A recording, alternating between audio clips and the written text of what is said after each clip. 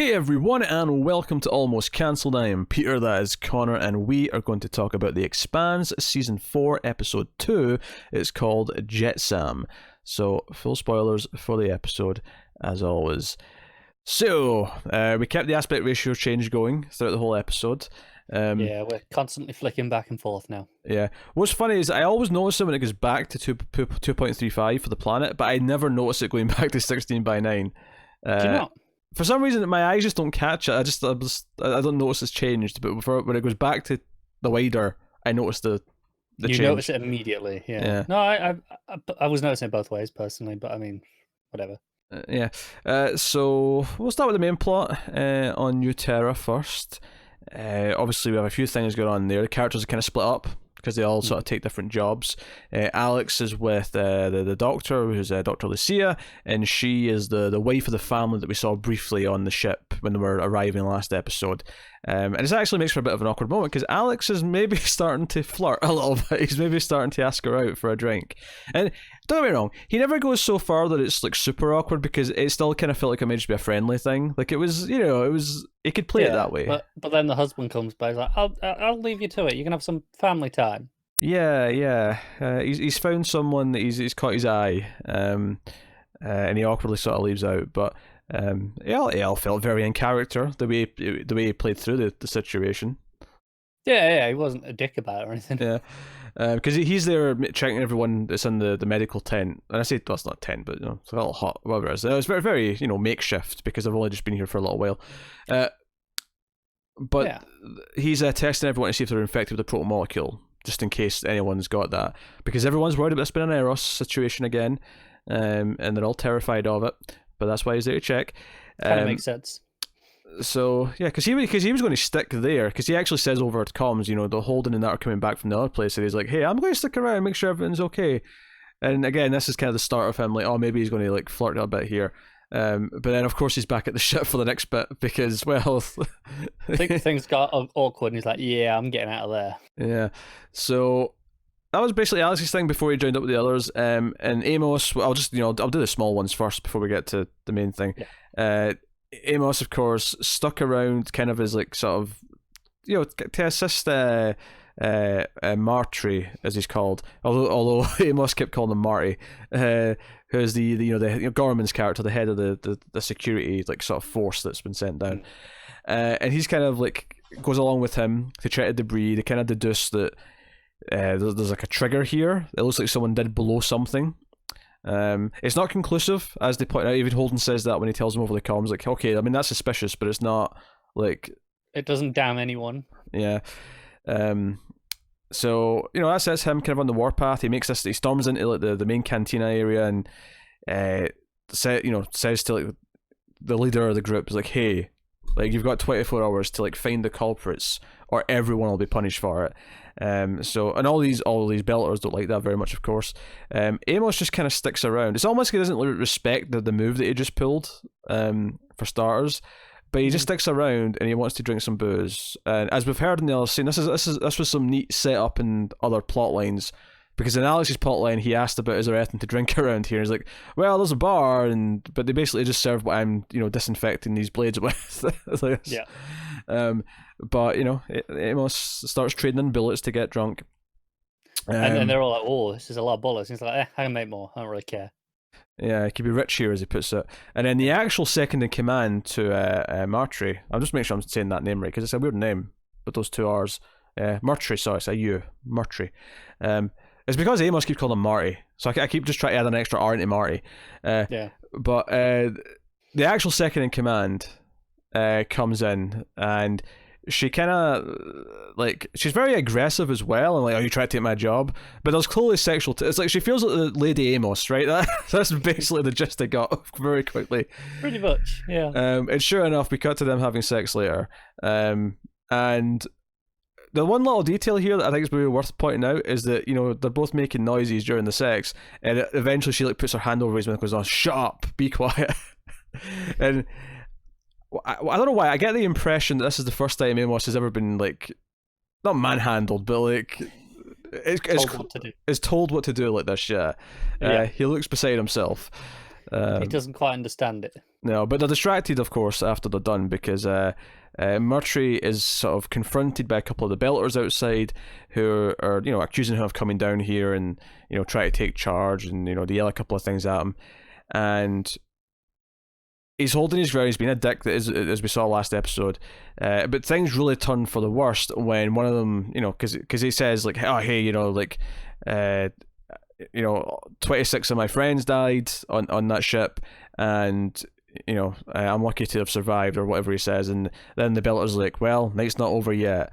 And Murtry just that sounds like a threat. Sounds like a threat, and he just shoots him right there and then. And Amos and the other woman see this from afar, and they come running in afterwards. We don't get to see what the aftermath is, but presumably some of the other Belters might be a little miffed that this guy just shot him in cold blood. Yep. He won't see it as cold blood. Murtry, that is, he'll be like, no. I was provoked. There was a threat on my life. It's a pretty baseless threat. All he did was say something. No, it is. I'm saying, I think that's how he's going to justify it. Oh, sure. At least to himself. Maybe to everyone else, he'll be trying to argue that. Tensions will be high, but it's really setting him up as something of an unhinged character. Yeah. Because this was unhinged behavior. Even Amos was like, damn. Like, Amos didn't know what to make of this. Yeah, when Amos is confused by violence, you know that it's pretty bad. Yeah. Because Amos, he follows the code set by the others around him, and even he's recognizing this as crossing some line. Yeah. So that should be interesting to see how that plays out. Of course, the main stuff with Holden and Naomi going out to the structure. We don't really have a name for it yet, but I want to call it a temple, but there's no particular reason for that. It just reminds me of like a temple. Do you know what I was thinking as they were coming out to this thing? It was the thought I had in my head was, this is like a good version of Prometheus. I can see that. Because they come out and they do a quick test or whatever, and the scientist lady there, her name is, who we met last episode as well, she takes a quick reading. The guy over the comms is like, oh hey, this dates at about 1.5 billion years old, and she's like shocked by that, and Holden are like, well, gonna have to explain why that's important. And she's like, well, this actually predates all of the life here.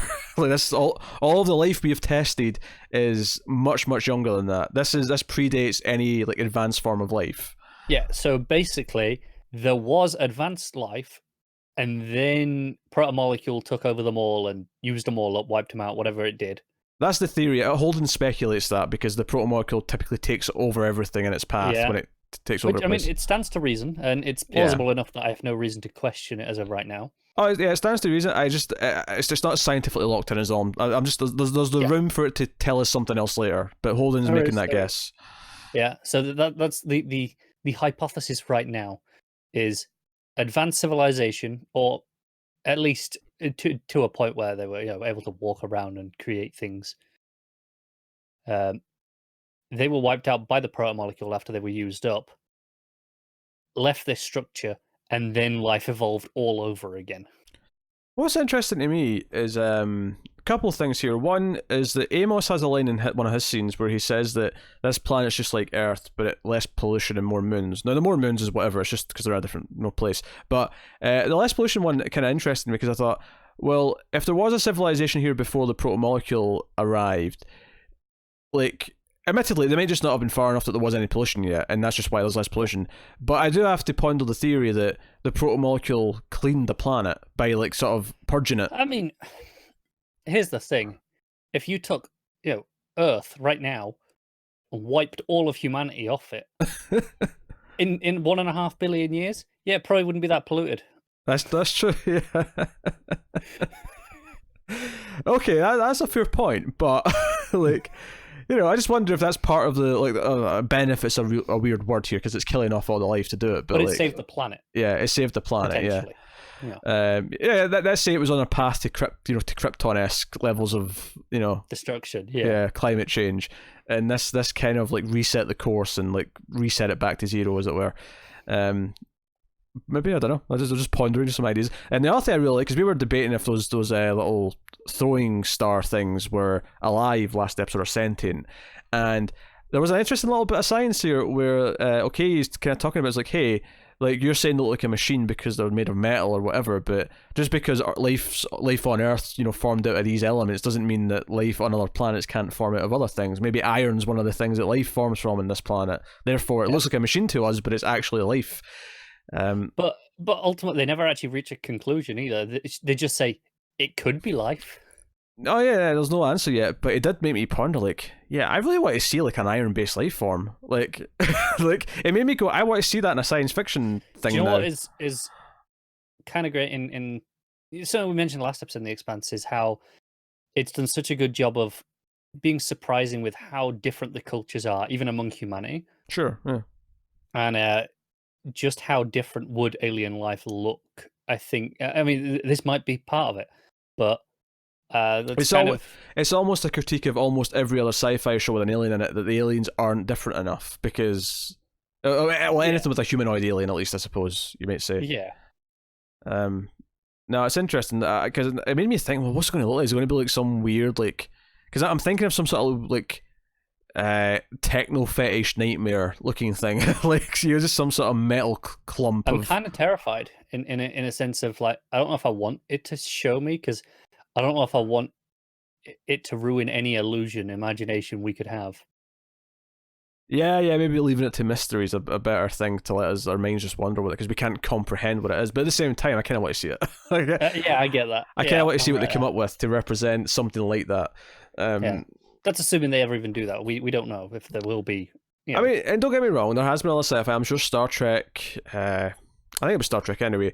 There's been plant life forms that are like more vegetation. They're basically vegetables, but they're smart vegetables. But they're the idea is that their actual tissue is more vegetable-like. Like we've seen that kind of thing before, and it's fine. But it's really just someone painted different color, so they look a little bit weird. And we're told that their material is different. But seeing something that's sort of like made of like iron in some way would be. Do you know what's kind of funny? Intriguing. You just mentioned Star Trek there.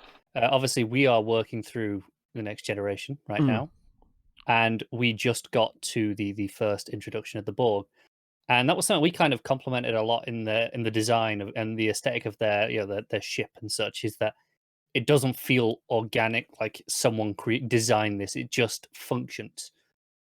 Yeah. And obviously there's still humanoids there, but the whole point of that is that they're taking over life and using it.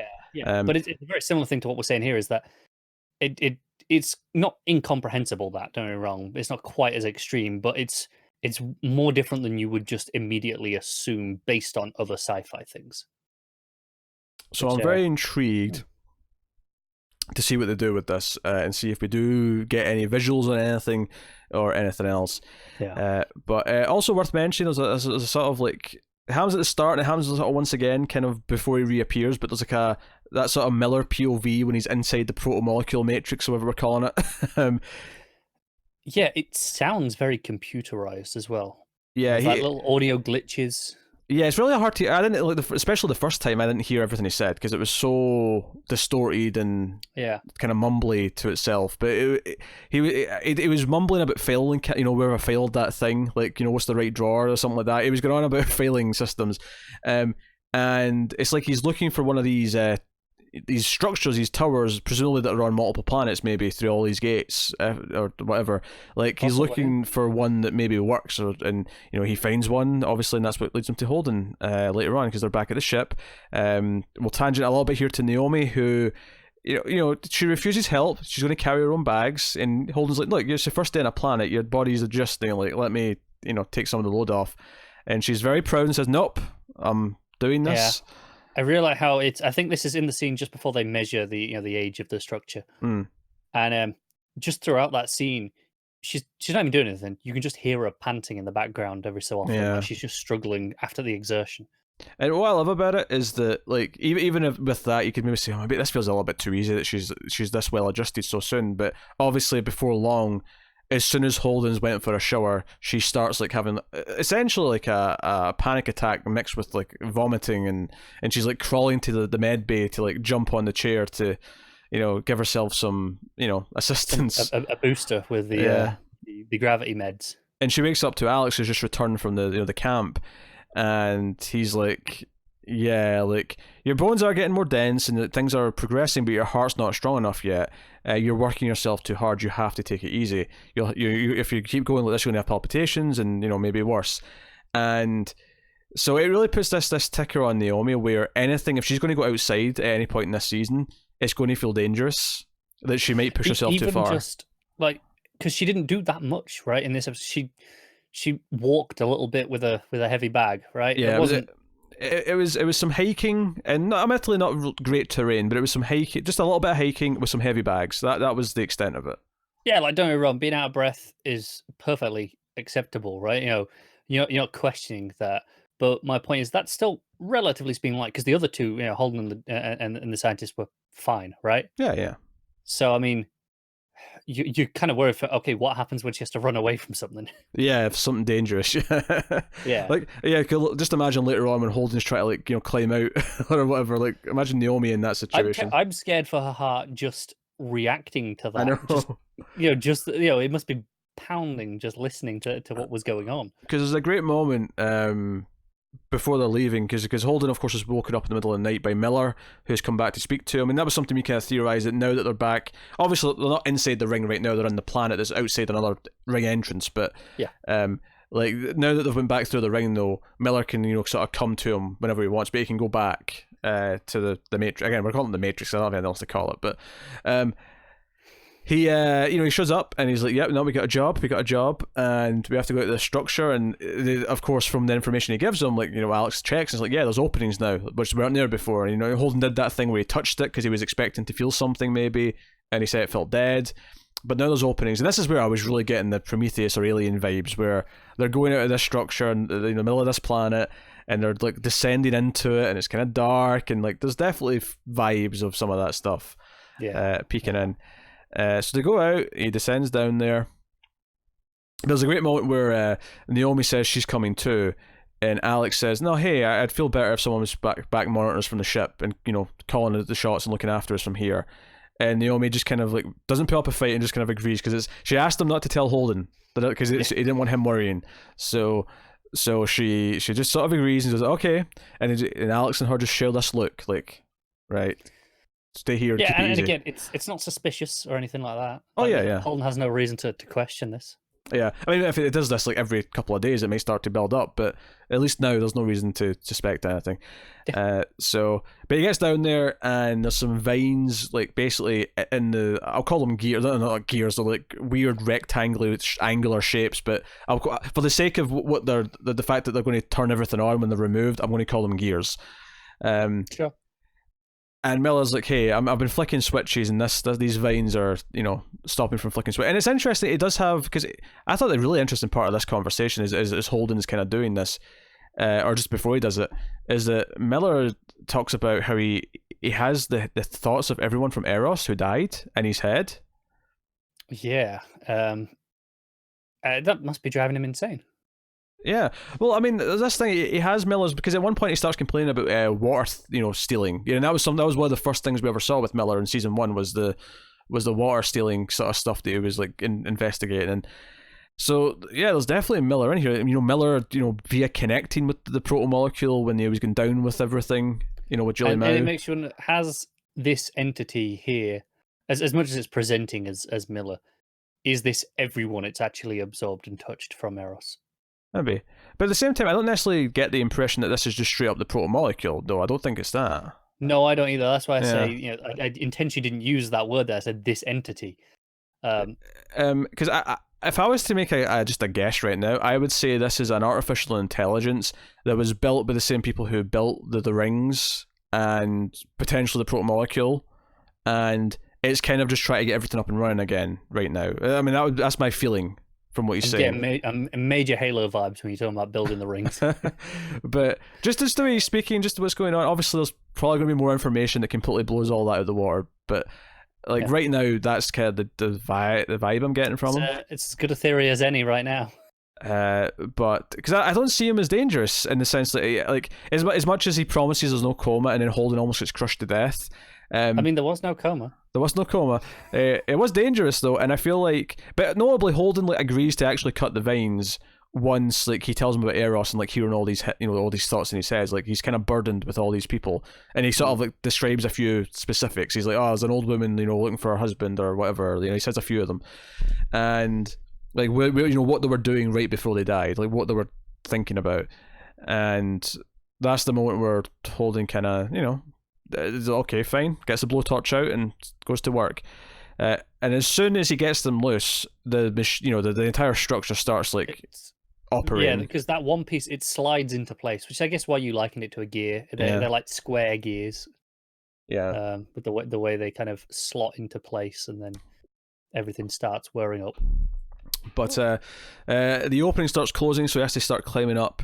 And I guess you could say that there was no malintent from the entity, from Miller, but he probably just calculated that he'd have enough time to get out, and technically he did. It was like just the nick of time. Like, but he could have given him a warning. Yeah, the opening was closing. The door, for lack of a better word, was closing on him, and it was like getting really close as Alex was trying to pull him up. Yeah, I think the real reason why I would say there's no ill intent is because clearly this entity Miller needs Holden. No, it does, in some capacity, because otherwise, without Holden, he couldn't have got this vibe. This did not sound like the last mission. This did not sound like the last time he's going to ask for help. This felt like the start of at least a season long of assistance. So why would he try and kill him? That doesn't serve its purpose. Yeah.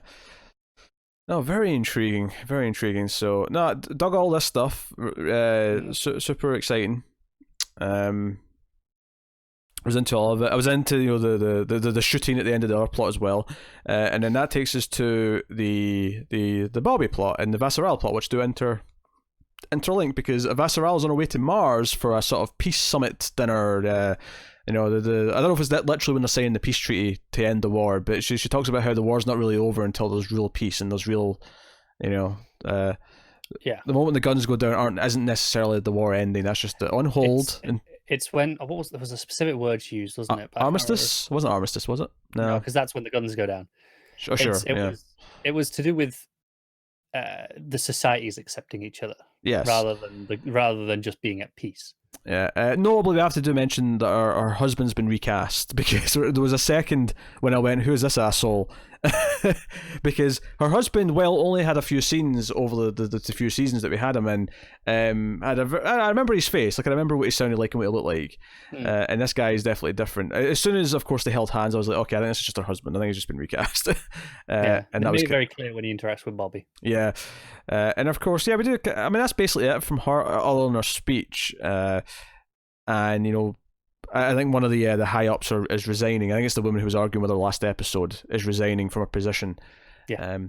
There also is a little bit of a debate here where they don't want news of the attack that just happened on New Terra reaching the public, and her her publicist or whoever this, or assistant, whoever this guy is like, well, maybe that's not a bad thing. Maybe like showing the danger backs up your stance that this is too dangerous to just go flying in here willy-nilly right now. She's like, that's really damn good. Also, I did like when she's on flight en route to Mars, and she gets, because we don't realize they're on a ship yet, because there's just a table, and it looks like daylight. In an office, right? Yeah, it looks like daylight coming in the windows just because it's just so bright.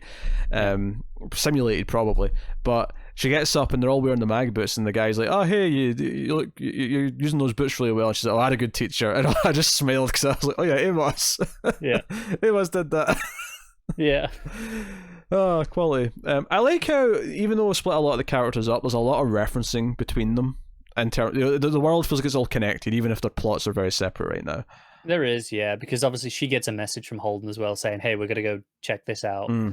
And she's like, "Okay, what's the delay on this?" Yeah, that's interesting. 6 hours to Mars, basically, because they're almost at Mars at this point. So I'll say 6 hours. I don't imagine the delay beyond. I mean, I don't know my distances well enough, but I'm assuming that the distance between Earth and Mars is a lot shorter between Mars and this other place. Yeah, because this is near the belt, right? This ring, so it's near East Jupiter. Yeah. I'd have thought so. Yeah, so I mean that distance isn't much bigger. I mean, it's the next planet out, but I assumed it was further away. Maybe I'm wrong. People can tell me in the comments. Mars is the next planet out from us, right? True, So, yeah. Maybe it's more 50-50. Maybe it'll be 12 hours to Earth, but yeah. But I mean, just because it's the next planet out does not mean the distances are it not doesn't. No, catastrophically different. no. Also, given rotations as well, like I mean, like is You mean orbits or rotations? or orbits? I mean, like is the ring orbiting the sun? Is it moving with in the same way that the planets are, or is it stationary? I'm going to assume so because the ships that are around it, I don't feel like they're whenever we've seen them, it doesn't feel like they're constantly, in thrust to keep up with, to keep with the ring. They seem to be kind of just drifting with it. Also, it would change as well because I mean, it's not like Mars and Jupiter are in sync in their orbit. Like they go further apart depending on where each of their orbits are at. So what's 6 hours now could be 12 at a different time of the year. Yeah, it could. Yeah. I think that I mostly. If, on Mars, Yeah. obviously, there's people there, and they presumably have birthdays. What do they measure? Do they measure in Earth years or Mars years?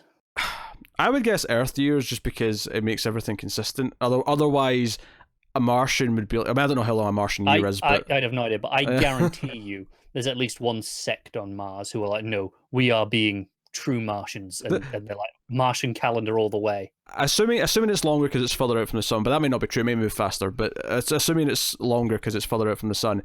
That means that the ages would all be really young sounding. Like you'd have a 40-year-old be like, "I'm 12." A Martian year is 1.88 Earth years. That's not as much as I would have thought. No, it's not. I mean, it's a little under, a little under double. Double, yeah. But not as like you could have told me it was 3.5 Earth years, and I wouldn't have really questioned it.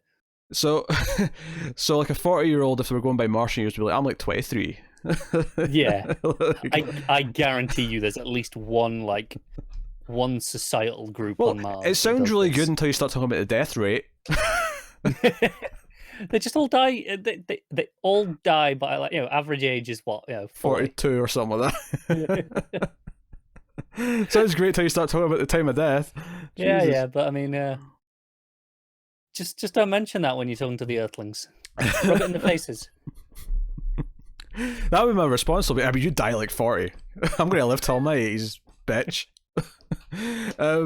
So anyway, go to Mars, and Bobby gets an invite to this dinner that Avasarala is holding. Of course, she's having her own little plot, which is kind of a mix of a couple of things. At first, there's a dead body that pops up somewhere. We don't see this, so we just see when she's getting to work.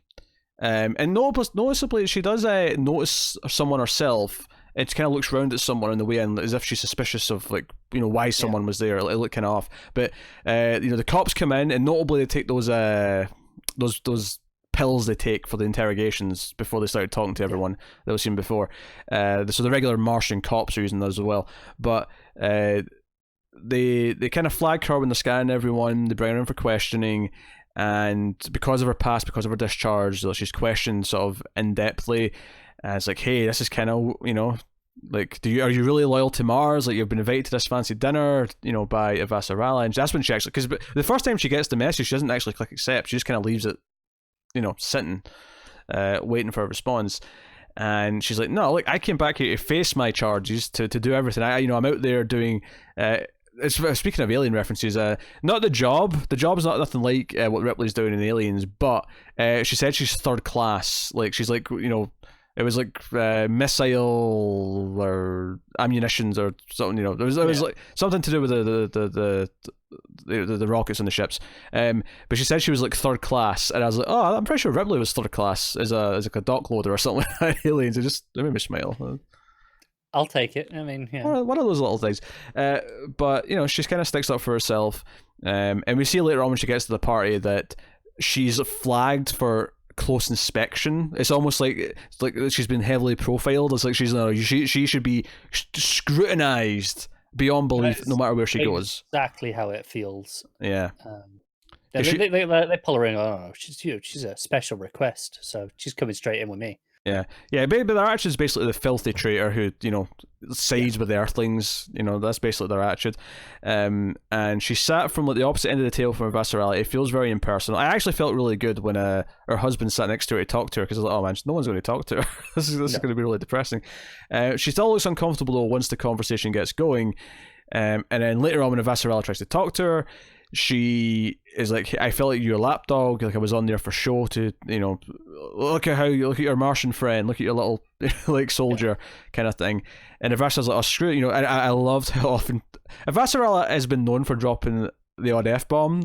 She was going through them in this episode, and even after she did this big speech about peace and like Martian and Earthlings like joining in their humanity, as soon as she's talking to Bob, she's like, oh F these people, they'll deserve you, come work for me.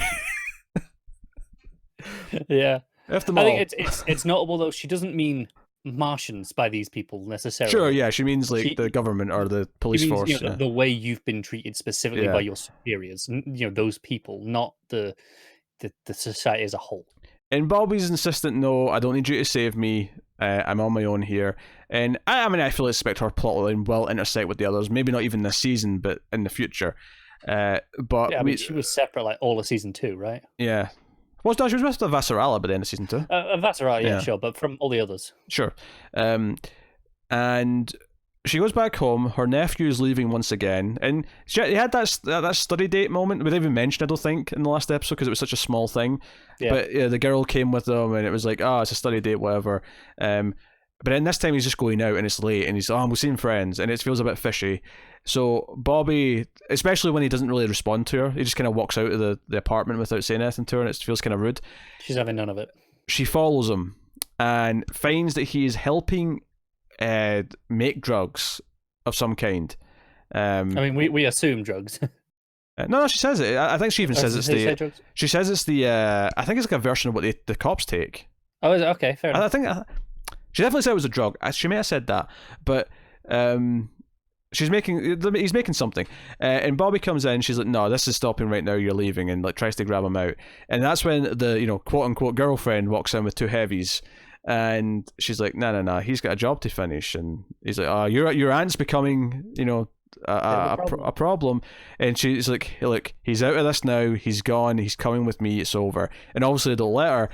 And I love this moment because there was a point before I thought, do I really care that much about Bobby's nephew, but in with like some sort of gang, like organized crime on Mars? Like, is this an interesting plot? And then Bobby said, "Oh, F this," and just started ripping through the 3 of them, the badass she is. And I was like, you know what? No, I'll take the Western with Bobby as the hero. I'll take it. I'm feeling those taser knuckle dusters.